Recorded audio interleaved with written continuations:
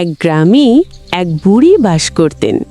তার সঙ্গী বলতে ছিল একটা হুলো বিড়াল। বুড়ি বিড়ালটাকে খুব ভালোবাসতেন, কিন্তু বিড়ালটা ছিল মহা অলস আর চোর। সুযোগ পেলেই সে হাঁড়ি থেকে দুধ বা মাছ চুরি করে খেয়ে ফেলত।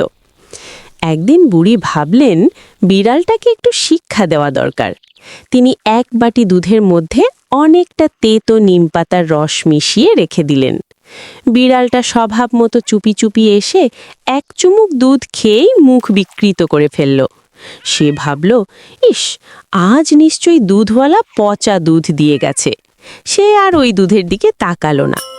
পরদিন বুড়ি ইচ্ছে করেই বিড়ালের সামনে এক টুকরো বড় মাছ রাখলেন, কিন্তু সেটা ছিল খুব শক্ত করে দড়ি দিয়ে বাঁধা।